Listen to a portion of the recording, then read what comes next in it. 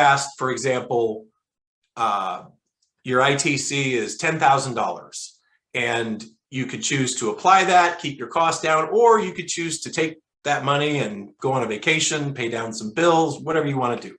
So just curious, what are you more likely to do with that $10,000? And they say, oh my gosh, we would go on a vacation. Now their response tells me that there's some emotion hiding behind that, because they didn't just say probably vacation.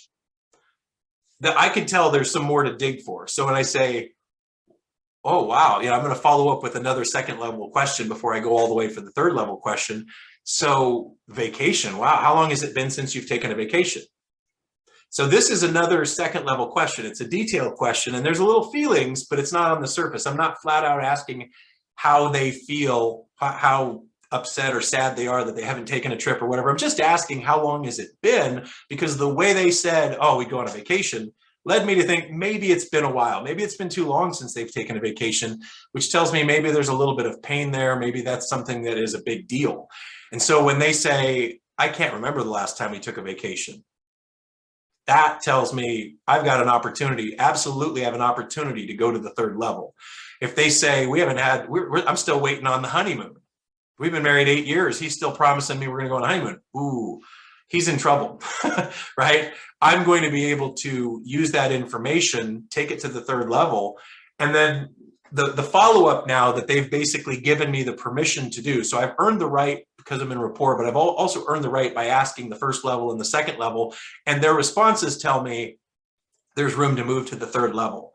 So when I get that kind of a response, like it's been a long time, now I can ask a question. Oh my gosh, it's been how long? 10 years? Holy cow.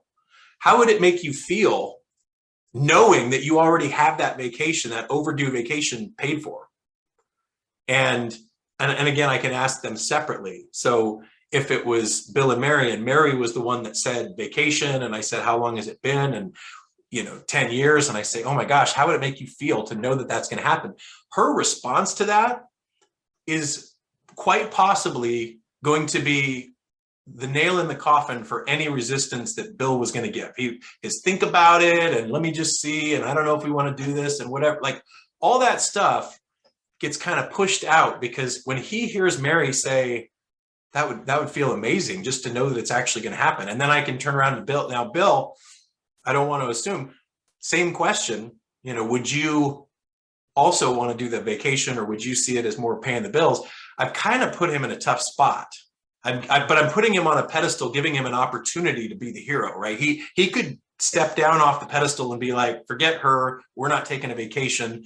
But there's a pretty good chance that he's going to be like, well, no, I mean, yeah, it's been a long time. I have been promising her we're going to take a vacation.